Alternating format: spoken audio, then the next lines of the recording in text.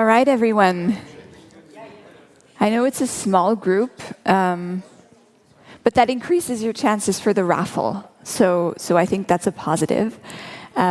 Let's get started, nevertheless. It's a shame that we have to close. I could do it for another few days, definitely. But this is our closing session, so welcome. It's time to close the Austrian Forum for Peace 2025, to reflect on what we've learned, on what we've talked about, to summarize the takeaways, and also to share a little bit our commitments with each other so that we can end on a note of clarity, of connection, of momentum that we can take with us to inspire action, hopefully also over the next year of our work. So after this session ends at around 11, maybe a little bit earlier, we have a jazz brunch prepared for you in the beautiful castle courtyard one last time. That will end around 12:30, and then I do ask you to grab your luggage, make your way to the transfer back to Vienna if you're booked on that, because the transfer will be leaving at 1 sharp in front of the hotel, with or without you on it, but we would prefer to have you on it, so 1 p.m. Yeah, but first, let's kick off the recap. And to start us off, Bernadette Holzer will be giving us an overview of the topics discussed in the workshop. So please give her a warm welcome.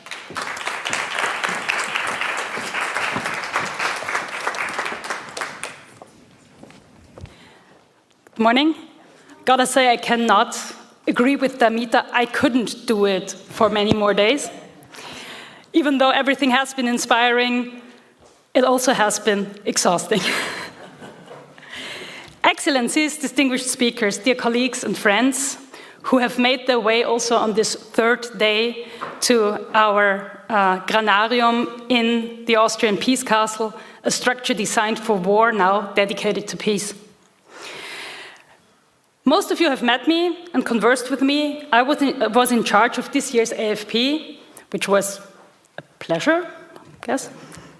But I'm not the key person with whom this forum stands or falls. All of you have been in contact with Claudia Hofer, who indeed is the beating heart behind this conference, without whom this conference couldn't have happened. Please join me in a round of applause for Claudia.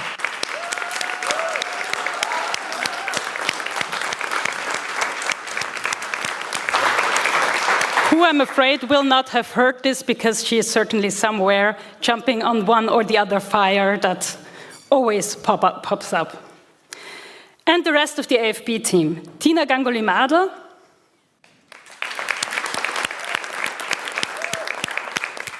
Mercedes Corrales,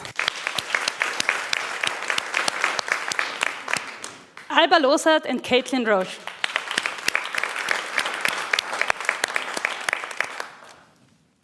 And now I thank you for breathing life into this third Austrian Forum for Peace these past days.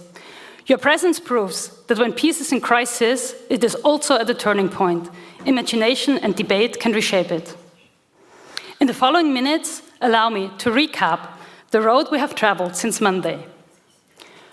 We opened under the banner Peace in Crisis, Challenges and Opportunities for a World in Transition. From the first keynote, Professor Yair Hirschfeld reminded us that seemingly intractable conflicts can produce the architecture for dialogue, provided we keep channels open and empathy intact. In the Transatlantic Drift panel, we asked who will lead on peace and human security. It was argued that the shocks on the EU borders and the political tremors inside oblige Europe to act as a deliberate architect of peace. It was also contended that any retreat into state-centric reflexes will fall short. New thinking must place global gender, historical, ecological, and racial justice at the core. Recent US behavior has eroded trust, risking a slide from dependable security provider to conflict enabler. The debate converged on one conclusion: peace leadership must shift from power politics to people-centered coalitions, because the absence of violence is only the floor, not the ceiling, of the peace we seek. In a lively and insightful discussion, technologists, diplomats, and peacekeepers mapped the information front lines at the panel Peace in the Age of Disinformation, Rebuilding Trust in a Fractured World. We learned that counter-narratives alone are insufficient. Instead, digital literacy, algorithmic accountability, and locally trusted messengers must intersect if we are to immunize societies against manipulation. The discussion was further framed by the screening of the movie How to Build a Truth Engine in the evening, where many people of the local population also joined us, what made me personally particularly happy. The public panel... No, the joining of the local population, that made me happy. You were intimidated by the Schleining people? The public panel, Europe Without Washington, New Strategies for Dealing with Russia, surveyed Europe's security options after diminishing of US leadership. Speakers highlighted that avenues for exchange and dialogue must be kept open and argued that protecting Europe's population, values, institution, and territory must remain the guiding yardstick. Despite being intended as a peace policy stocktake, the panel's louder voices pushed the conversation towards a war policy stocktake. An imbalance that matters.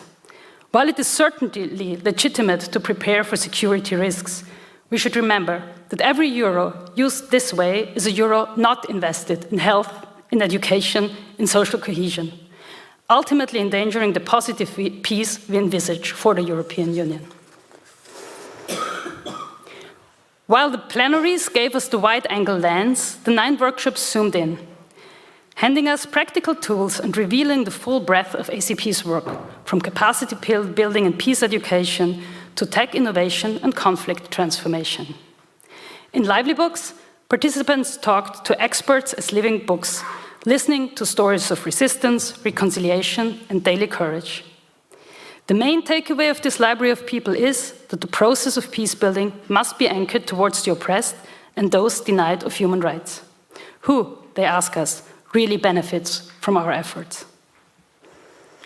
The question powered the Comprehensive Protection of Civilians review. The team is rewriting next year's scenario to cover cyber-enabled and hybrid cases, merging UN, EU, and NATO guidance, and building a ready roster of specialists. Because protection only matters when it reaches real people in real time. People stayed at the center in the Restoration as a conflict case workshop. Facilitators showed that EU-NATO restoration succeeds only when data are shared from day one. The choice is stark: courage to be transparent or the safety of silence.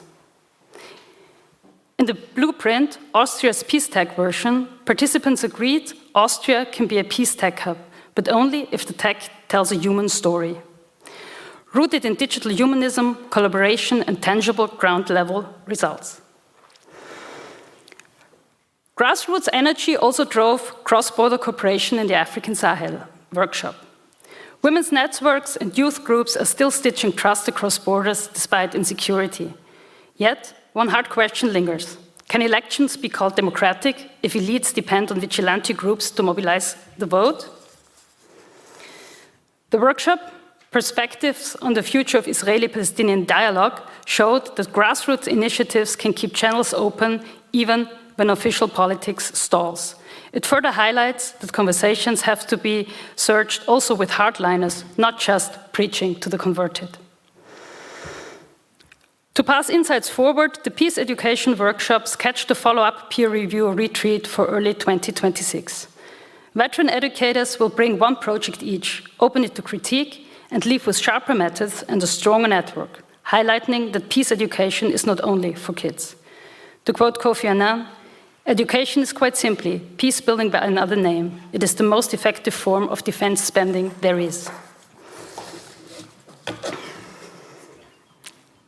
Master students of the MA Peace and Life Skills Pedagogy spent an intensive session sampling the field's core methods. After a theoretical tour, they moved straight into role plays and simulations, testing each technique in a safe space. The takeaway? Conflict skills are muscle memory. You only keep what you practice.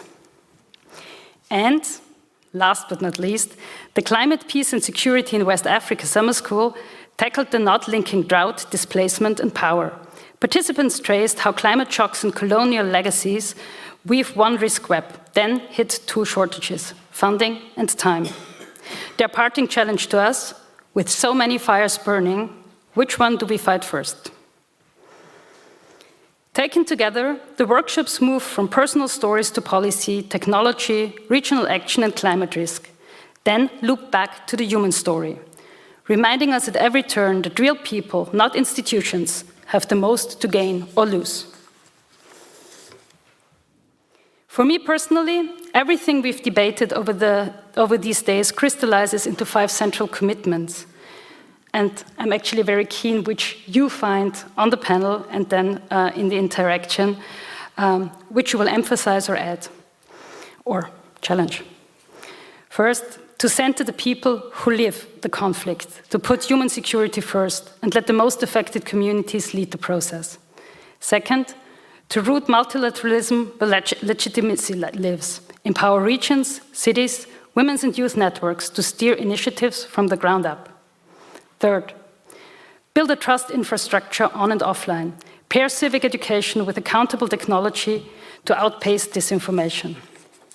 Fourth, make every peace effort climate smart, treat adaptation and resilience funding as frontline conflict prevention. 5, keep the conversation open, even with adversaries. Safeguard dialogue channels today while designing the post-war future.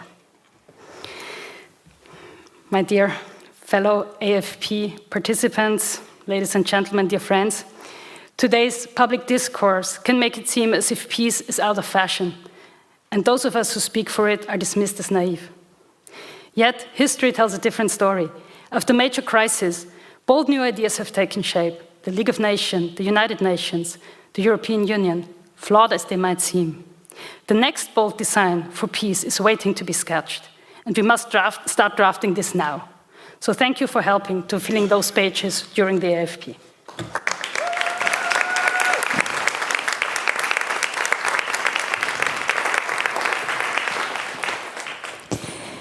Thank you so much, Bernadette, for giving us an insight into the workshops. And now for further reflection, for further takeaways from the forum, I'd like to invite on stage 3 external contributors who will also help us sum up this year's main themes, main challenges.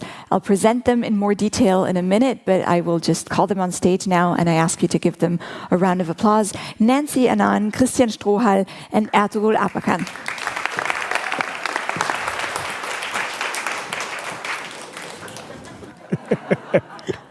This is what ambassadors do best. Up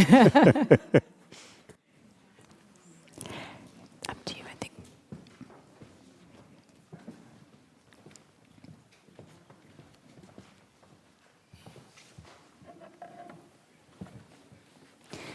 So I'm not sure the panelists need an introduction, but I will give them a brief one. Anyway, Ambassador Apakan is a seasoned Turkish diplomat, a member of the ACP Advisory Board, former permanent representative of Turkey to the UN. Nancy Annan is a research fellow at the Center for Trust, Peace and Social Relations at Coventry University, focusing on peace and security in Africa. And Ambassador Strohal is a seasoned Austrian diplomat, former permanent representative to the UN, the OSCE, and now the chair of the ACP Advisory Board. So I only have 2 questions for each of you, and I'll ask the panelists first, and then I'll hand over the floor to the audience as well, in case you want to add to those questions. And Ambassador Apakan, maybe I'll start with you. With the first question, which is, for you, what were the key points that have emerged for you in the course of this forum, the key takeaways?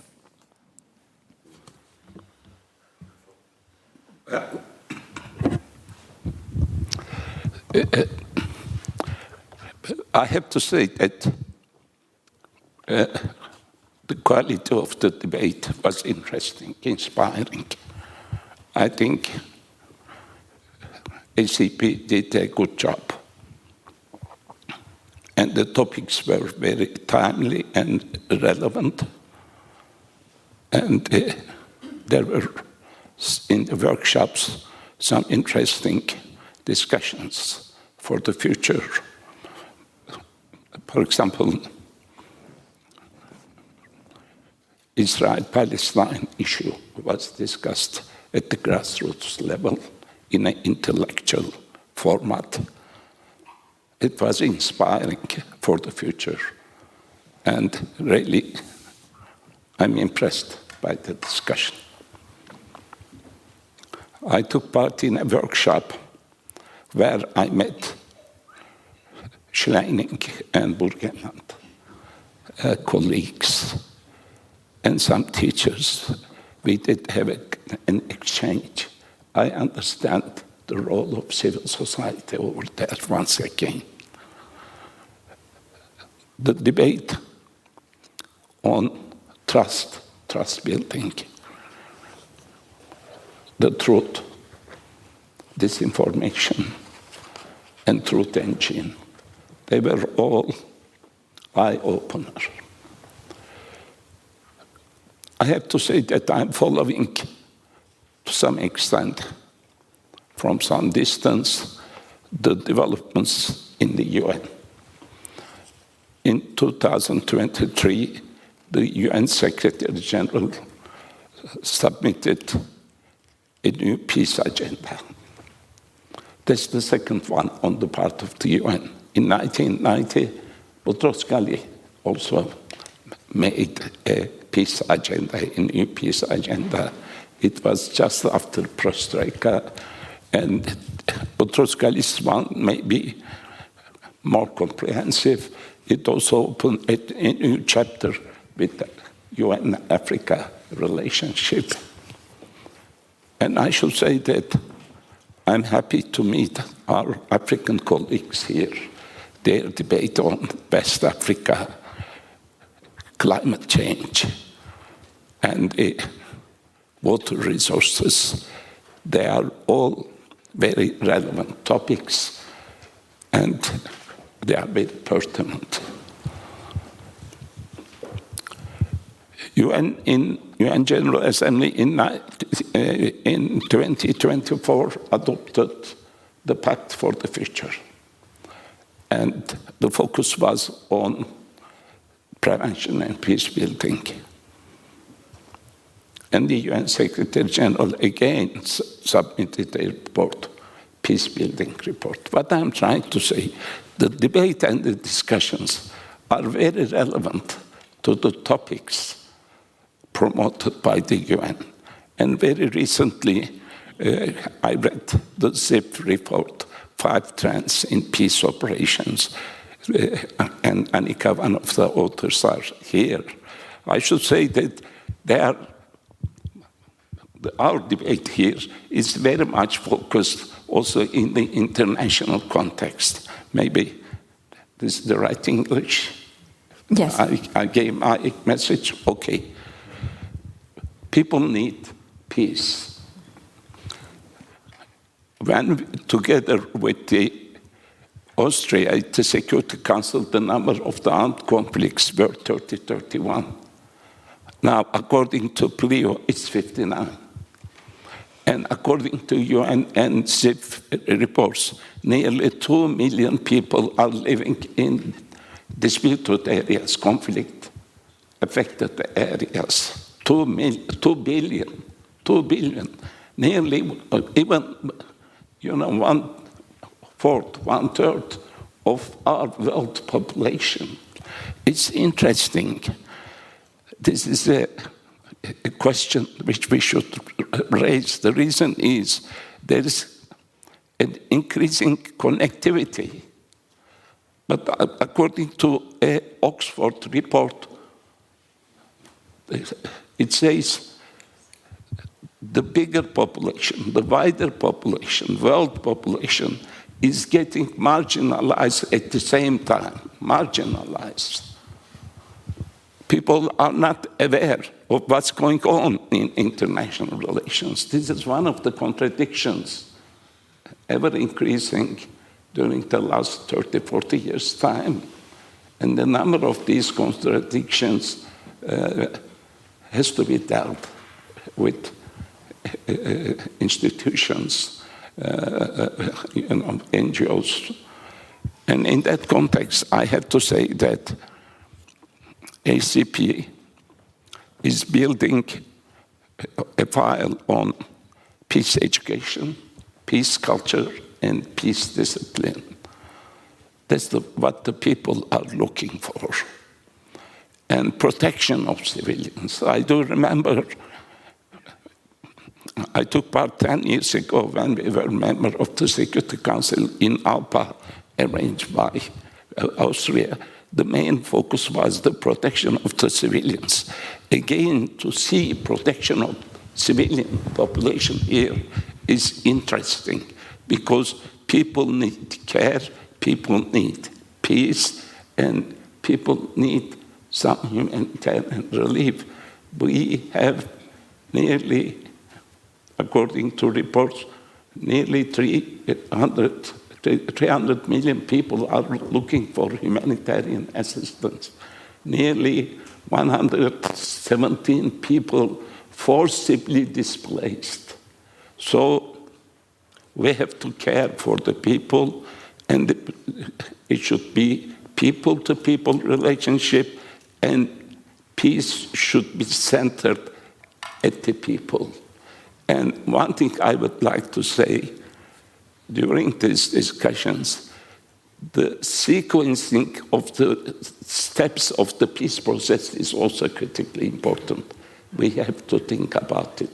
To the extent we think about the people, trust issue will be removed incrementally. Of course, there is income inequalities, other issues.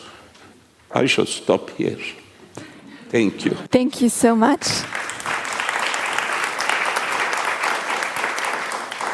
Thank you so much. I think that was a very broad and concise overview of a lot of issues that were covered during the forum.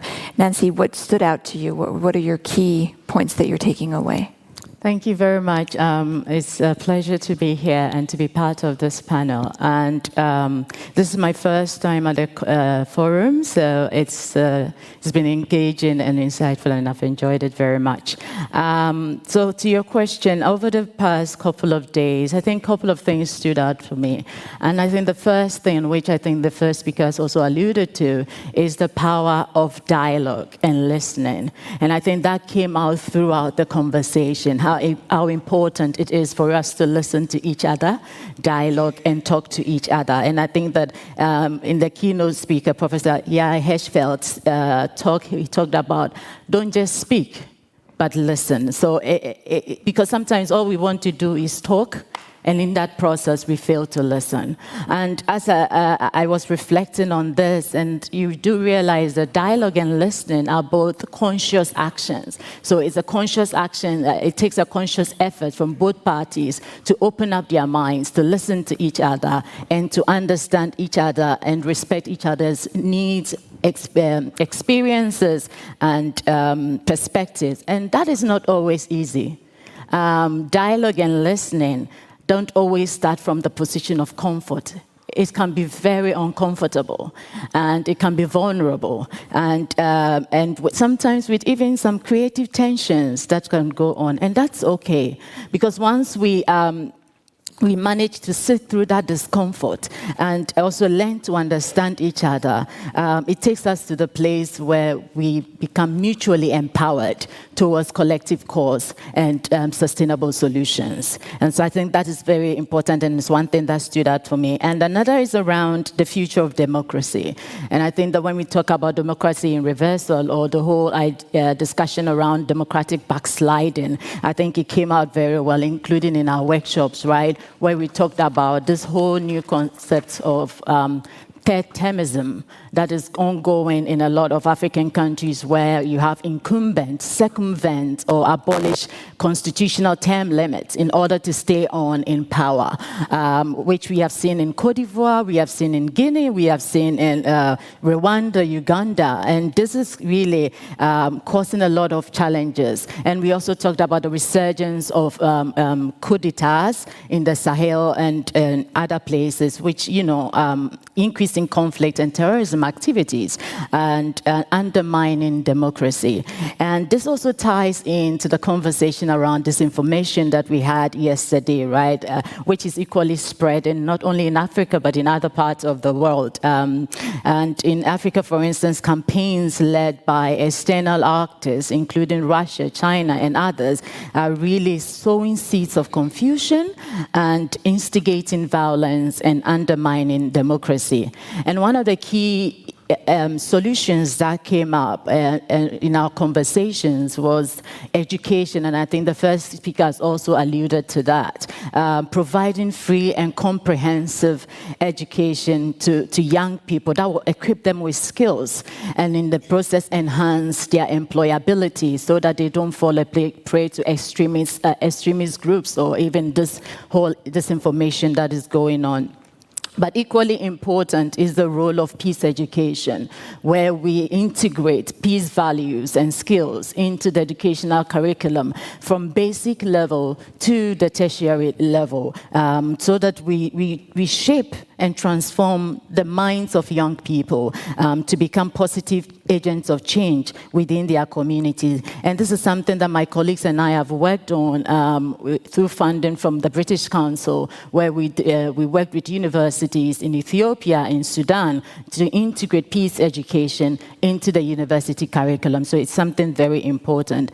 And another interesting thing that came from the discussions that we had was the intergenerational transfer of knowledge and peace practices. And I think this is very important. Incredible work on peace and security is going on across different continents, across different levels. But if we do not transfer this knowledge, if you don't collate this knowledge and transfer them to younger generation, they can be lost along the way. So how do we ensure that all these peace and peace practices and approaches, including the indigenous approaches that exist in a lot of countries, can be sustained through generations? And that is why, for me, I also think that youth and young people are core to this discussion and must be in the room.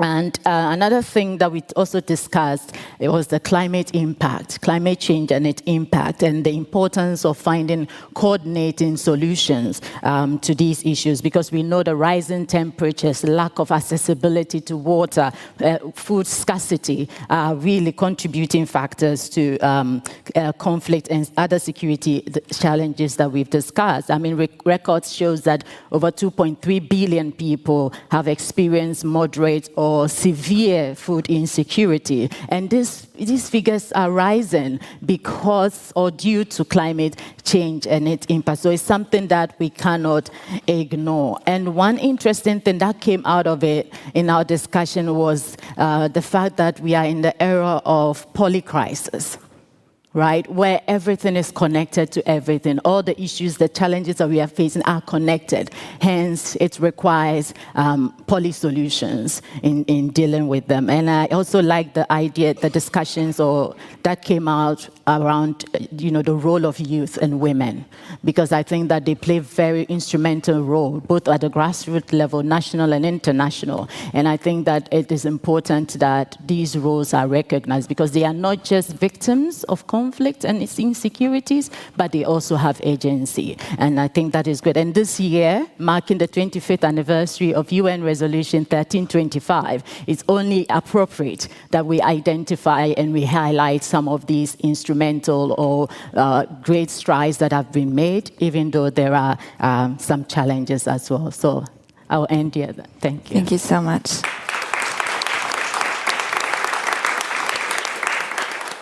So we heard listening to each other, we heard fighting disinformation, democratic backsliding through education, and we also heard about how important it is to understand the interconnectedness of today's crises. Ambassador Strohal, what were your key takeaways? What would you add to all of that? Well, what can I add to two excellent resumes? I think I would start with the obvious, and we have had in the last 3 days a reality check and also identified responses to reality. And so my starting point is that in times of unprecedented upheaval, may have become more difficult to talk about peace, but at the same time it is more necessary than ever to talk about peace, and not only about sort of responding to violence or defending against violence.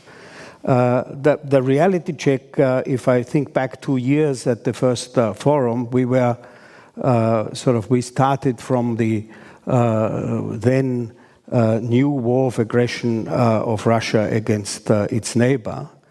2 years later, that war is still ravaging, and as we have heard, it's not only against Ukraine, but in a hybrid form against Europe and the whole political and social model which is represented in Europe. But at the same time, there are more conflicts, more violent conflicts, which have come up. So, in a way, it's not only in the Middle East. So the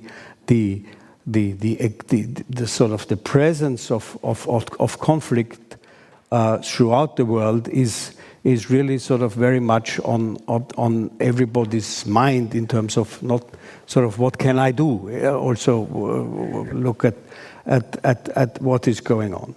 But we also heard about other challenges, the new American administration and everything which comes from that, and the fact that as a consequence we cannot take anything for granted any longer, as in the last decades, including security for Europe and the rest of the world.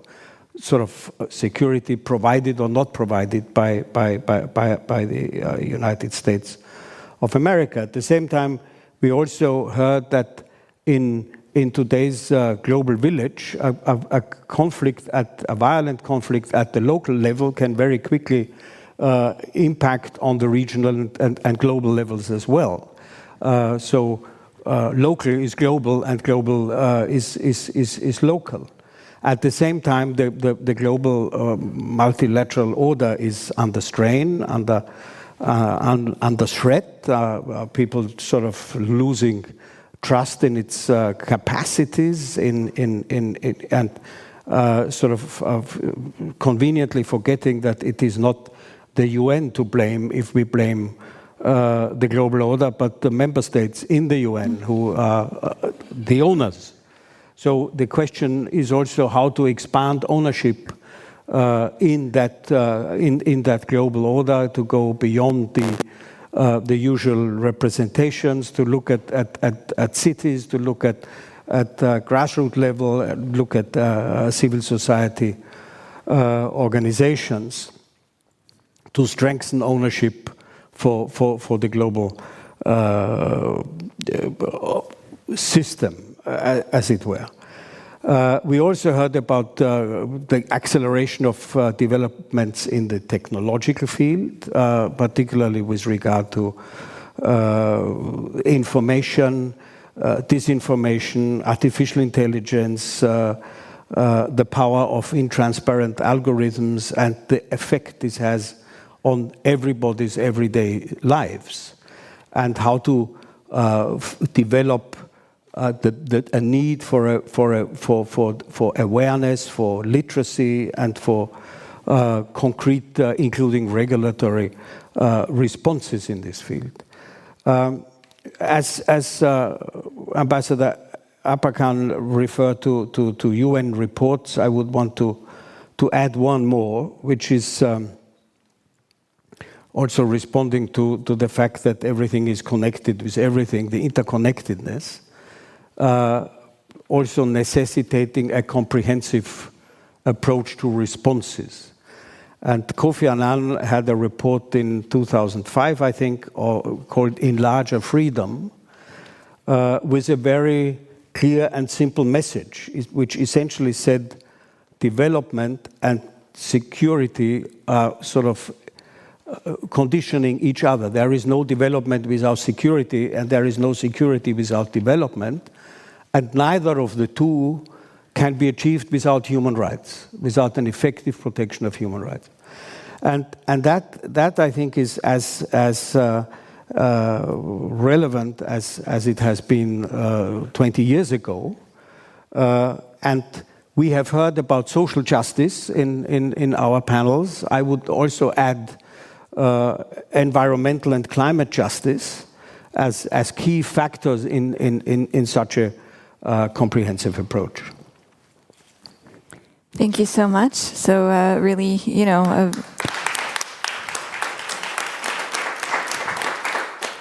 reality check. You mentioned that we are still living in challenging circumstances, and that requires a really multilateral approach to solutions.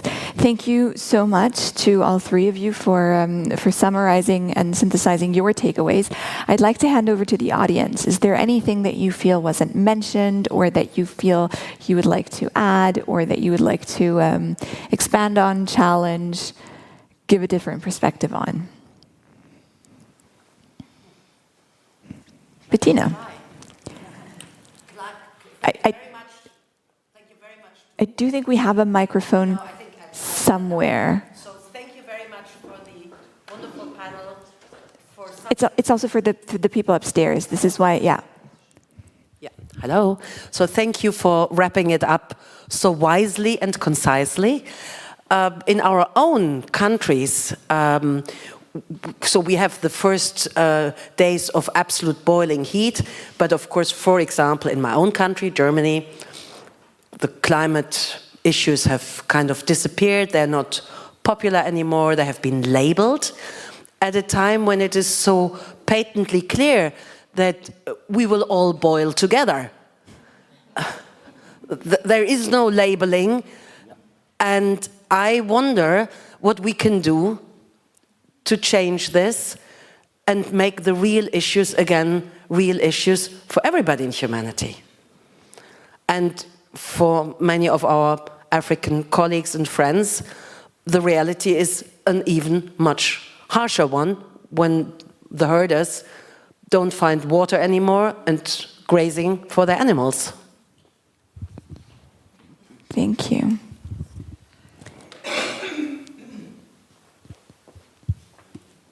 There's another intervention here.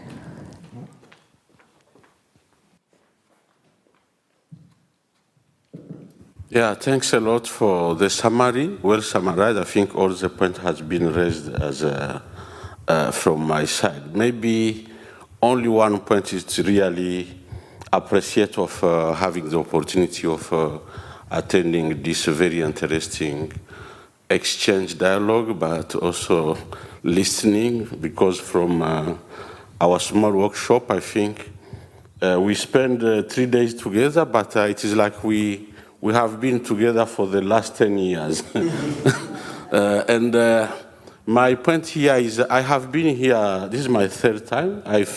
I came for 2 trainings that I really appreciated. I work for the UN, OCHA, the Office of Coordination, Humanitarian Coordination, actually based in Mozambique, but I spent many years in West Africa. That's why I came to listen to what is going on. I think my only point here is a recommendation to the organizer that from our group, it has been raised that, yeah, we are talking about West Africa from Austria, but our point was to see if there will be a way to have a follow-up and continues this dialogue. We committed also to have a follow-up online for our small group, but the key point was to suggest to have a follow-up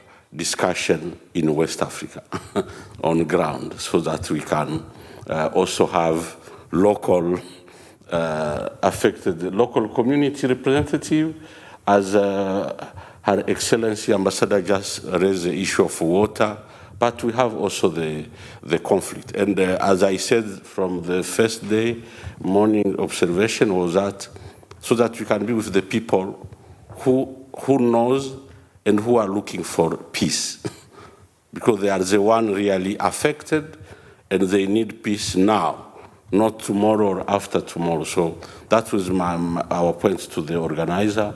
If for West Africa we can have your support to have a follow-up discussion. Thank you.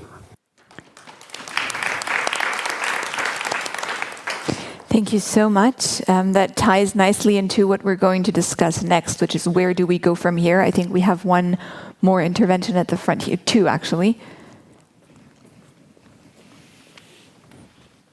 First of all, thank you very much for the panel, but also for the entire setup. For us coming from Israel, a better understanding of what is happening outside has been extremely important. And we are happy that we had the duty, but also the pleasure to listen.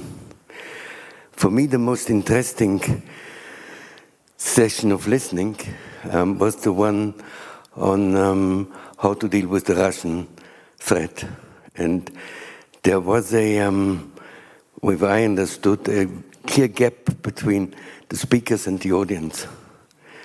The speakers understood that peace has to build by deterrence and security activities, and the audience thought that peace is only love each other. And I believe you have the duty to get away from the sense that peace is cannot only be done by speaking. We have to listen, we have to speak, but we need some kind of security and deterrence that goes far beyond military things, it goes beyond many other things. I regret very much that something happened that I would have loved to happen, but was physically not possible, to be in the sessions on Africa. Because I believe that the sessions on Africa are part of a wide understanding, and if there any way, I would love to be somehow included in a later thing. Thank you. Thank you so much. If you pass the microphone on right behind you, there's Annika who has... And actually, my comment fits well with what you were saying, because I think, I too would have loved to have been in the Africa. I would have loved to have been in all of these sessions. I also appreciate the summaries that help me understand more. But I think we also have to recognize that we have one global humanity, and we have global issues like climate and so on. But we also have some very distinct perspectives. For instance, the Europeans' perspective on the war in Ukraine and the very real fear that Europe has and has had to face in the last years that we didn't think we would have to face since the end of the Cold War. But we also have to recognize that's our perspective, and that's not necessarily something that is very present in Africa. And so to try and keep, I always say there's more than one thing can be true at the same time, and we keep sort of what you were just saying about sort of the discrepancy between the panel and the audience. Both sides are right, and we have to be able to keep more than one thought in our heads at the same time, and both be able to defend ourselves or recognize that Europe has some homework to do, but also work for peace and try and put peace first. So especially given the film that we also saw yesterday about disinformation and the polarization in society, where we keep seeing we have to be on one side or we have to be on the other side. The truth is in the middle, and we have to see how we find that space in the middle to really promote peace and education and so on. Thank you. Thank you so much. I think in the interest of time, if there are no more burning additions or anyone who feels they really want to add to that, I would move on to the second question, which I believe the gentleman with the hat hinted at, which is, where do we go from here? What do we do with all of this? So given everything we talked about and summarized, what can we take home to inform our work over the next year? Well, again, I wish to congratulate our director, our chair of the advisory board, and the members of the ACP for getting us together here. We have the professor, EU colleagues, ambassadors, another ambassador here, and students, distinguished representative of a UK think tank and institution, young lady. I think this is summit this solidarity of generations. That's what we are experiencing from also different regions. And dear Tobias, thank you again to you and to your friends. Well, since I thought that I will be speaking in front of very distinguished international students, I look at my notes. There is a Julian Bagani, maybe I'm not pronouncing it well. It's a book about a short history of truth. And a small paragraph from this book, it says, most of us still value what the late Bernard Williams identified as the key virtues of truth. Key virtues of truth, sincerity and accuracy. This is what Julian Bagani is saying for the future. I read this book. It's really a small one, a useful one. Another, maybe what I felt, what we've experienced in the talks on Ukraine in the past, I should say that I was sometimes saying empathy. And we did have a psychologist, and he warned me, and he said, it is better you use the mindfulness instead of empathy, mindfulness. They also promoted the concept, now turning to the students. I am still working on those concepts. One is humility, and the other one is civility for the negotiations. I think we need these concepts for future negotiations. That's what I would like to say. Secondly, there are also some serious gaps in the mediation of ceasefire arrangements still. Every day we are experiencing a complex warfare, and the ceasefire arrangements are also getting somewhat, has to be articulated more, and we have to learn more from each other and from different experiences.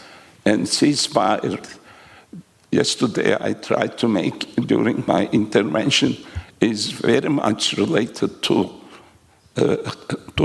accountability, verification, and facts. So the combination of technology and human sources have to be well planned and well taught.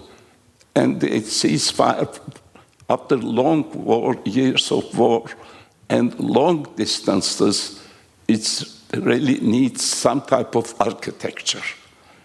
And particularly for Ukraine, it's going to be the security of Europe also. So it has to be taught in a wider scope. That's for the future, I'm saying. I think together with OEC or some other institutions, this could be an interesting topic for, ceasefire architecture for the future, not only for Ukraine. I think even the UN needs some advice. They are also thinking about more with peace operations. The structures of the peace operations are changing. That's what I would like to say. And what I would like to say in the meantime, for example, in Ukraine, in the area related to the contact line, there was 700,000 people were living, and some of them were children, some of them elderly people. So to take care of these people is critically important. And the first victims of the warfare are the civilians. That's the reason I'm repeatedly saying, because during my term there, I felt that it is sometimes difficult to reach them. That's the reason I'm saying civilian populations. Another point which I wish to say is mediation. I studied yesterday, and I read it before the documents prepared by ACP on mediation, European mediation, also emerging countries. And these are useful studies. And I feel that this organization, ACP, could continue to contribute to the process of mediation. But the mediation has to be backed up also by diplomacy and to some extent international law. So mediation is a product of a good diplomacy and the practice of humanitarian law, of international law. I think those two are no longer has a central role in the international relations. I think institutions like ACP could promote these concepts again.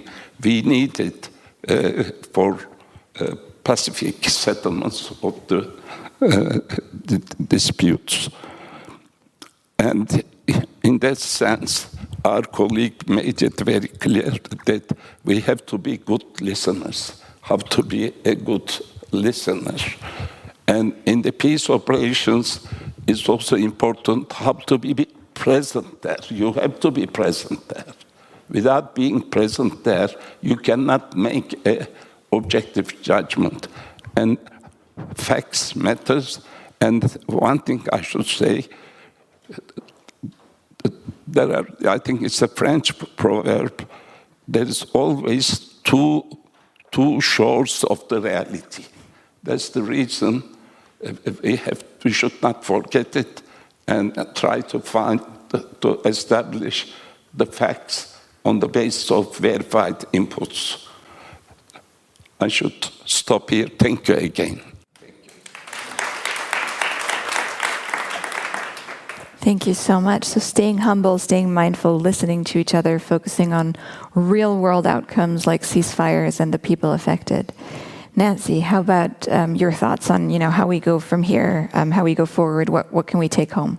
Thank you. I think some of the things I will say are connected to what Ambassador Akapani has also mentioned. But I'll first of all say that I think that we continue to create these dialogic spaces such as these, because it brings different actors together to interact and to dialogue, because oftentimes we do things in silos. And when we do things in silos, it hampers coordination and collaboration. So I think the continuous creation of these dialogic spaces, as has been done through the AFP, Austrian Forum for Peace, is very important. And I'll also say that we continue to create more opportunities and avenues for genuine partnerships. And I think this is something that came up in also our conversations, genuine partnerships and relationships, be it horizontal or vertical. So whether it's between and among multilaterals or between internationals, locals, and national governments, I think that on the ground, I think it is important.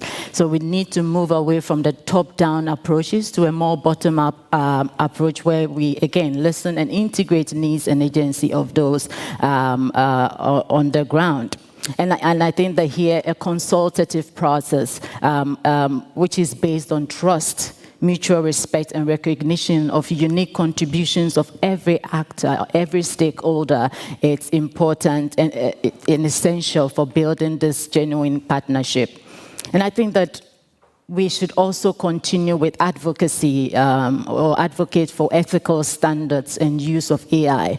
AI is here to stay, and whether we like it or not, and if we don't put in place ethical standards, it's going to impact our lives quite negatively. And so we need to push governments and big tech companies and regional bodies to adopt and enforce ethical frameworks around the creation and use of AI.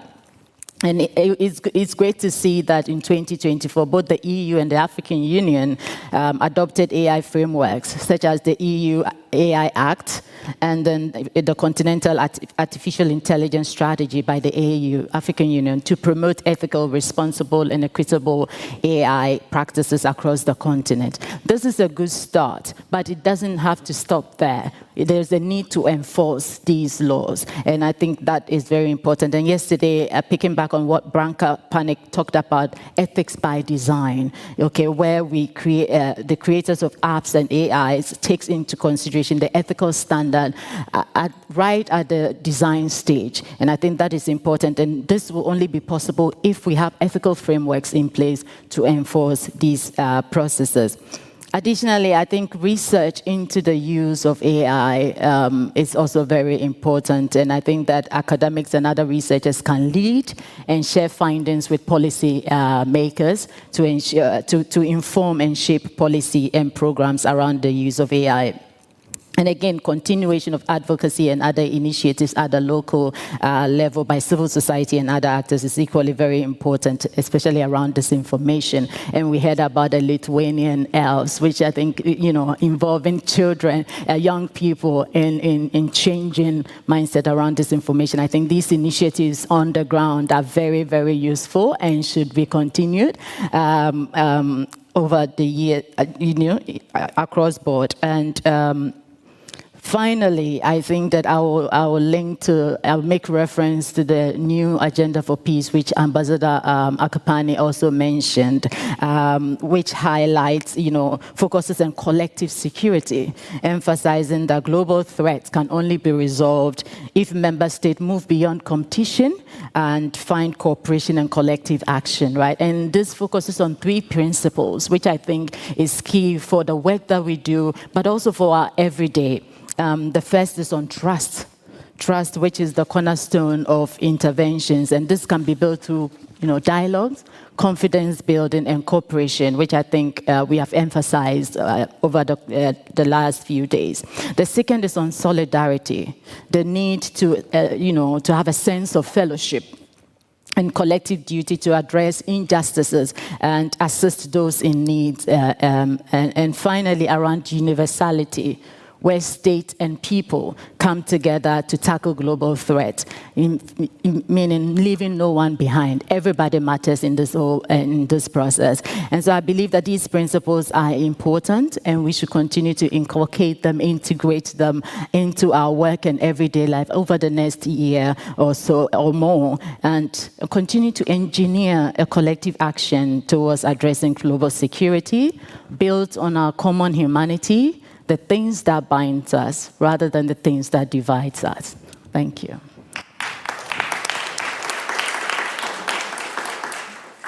Thank you so much. So the big overarching theme that I really got from that was continuation of cooperation, talking to each other, cooperating both at the level of, you know, stakeholders, institutions, but also at state level, international level. Yeah, thank you so much. Ambassador Strohal, would you like to add to that? Well, I think both of you said something very important, which is building trust. How do we get there in a distrustful world? We were reminded in one of the panels, stop pretending that the world is different from what it in fact is. I would add we don't have the luxury of either indifference or despair. We only have the luxury of engagement. And that is possible for everybody. Everybody can make a difference at various levels. And for building trust, certainly listening and engaging and dialoguing is important, but I think the search for truth is certainly a key factor in this world of disinformation, of propaganda, of mutual recriminations. And the movie was very strong on the challenges we are facing and the challenges which are getting in a way bigger and worse as we speak. So what I would also add is that in order to build trust, that also includes build trust into our institutions at all levels, And part of that is accountability. If people get away with murder and there is no accountability, then trust is the first victim. And building accountability mechanisms at all levels is possible and has happened, and we should not lose this out of sight, that this is a key factor in developing, if not trust, and confidence at least. And maybe simply to say that having come to this forum is already sort of having gone half the way.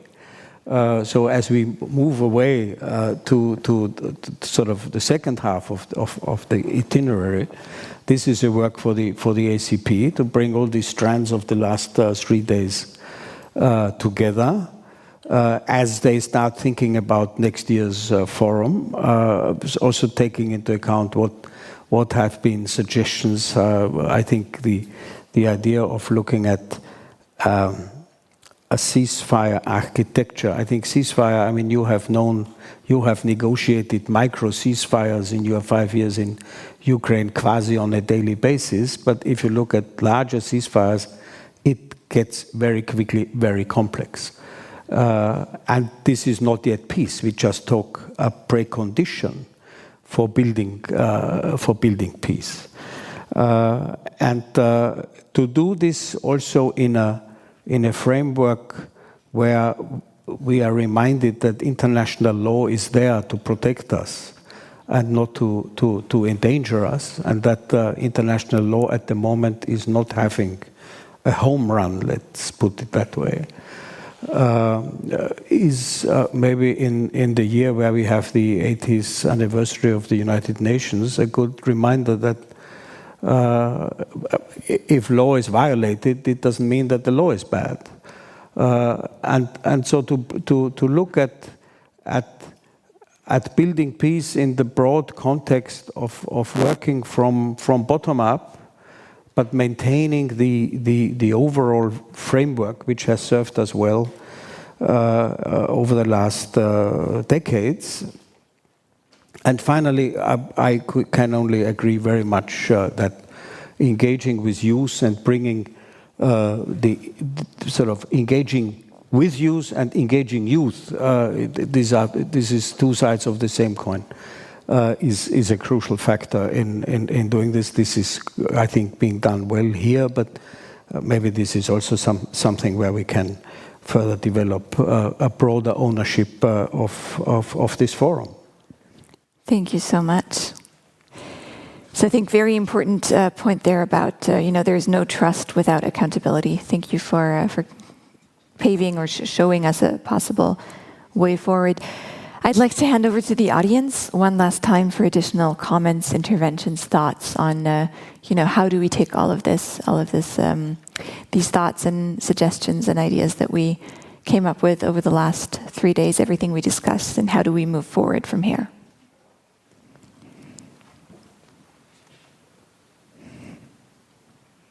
It's also fine if you want to chat about it over brunch. And I think, we had such an extensive range of ideas here that maybe there's simply nothing to add. Maybe you'd prefer to have a chat over brunch, which is also fine. Great. Thank you so much. Let's have a round of applause for our speakers.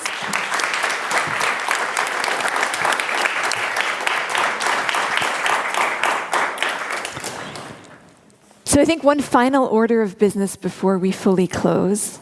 And of course, you're in a very privileged position here because not that many people who joined the forum are joining the closing session, which means that your chances of winning the raffle are all the bigger. So let's see, I think, Bernadette, you have the tickets, and I think you also have the prizes that maybe we can show off. Thank you so much. So we have this beautiful print of the crane, the peace crane, reinterpreted by Nathan Coyle, who is not here, but sends his regard his regards through the works of art. And we have 2 books as well. One co-authored by Branka Panic, who was here on the disinformation panel yesterday, and one on open data for good, written by Nathan Coyle. So those are the stakes. And then now let's see. From experience last year, I will draw 3 numbers because otherwise it's going to take forever. So, do we have number 7, 8, or 16, or 19 in the room? Awesome. 8, we have 8 here. 19, 7. So 8, 19, 7. And then I also have 17, 16, and 9. 17, 16, and 9. Nope, I also have number 18 here. Number 18, we have 4 winners. Great, please come downstairs. Was? Doch. Achso, die Bücher sind ein Preis. So, I'm just being told that we're raffling off the books separately, so we do have one final prize. Do we have number 5 or 6 in the room? Number 6, brilliant. Please come up here. Perfect, and that's the raffle. So please, would you join us on stage, everyone who has, so we have 6, 18, 8, 19, and 7. Please join us for a picture and to collect your prize. So I believe the first number I called out was 7. What were the first numbers I called out? Who was the first to win? 8 and 7, I believe, were the first ones. So I think you get your pick of book, whichever book you prefer. Yes, no, this one. This one, perfect. So that's AI for Peace. And then we have number 7 here. So this is yours. And then everyone else can grab one of the art prints.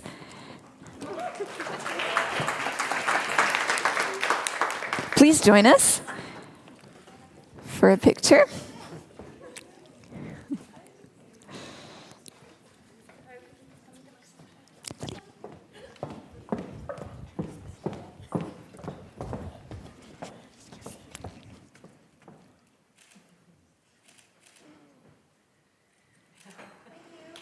Thank you so much.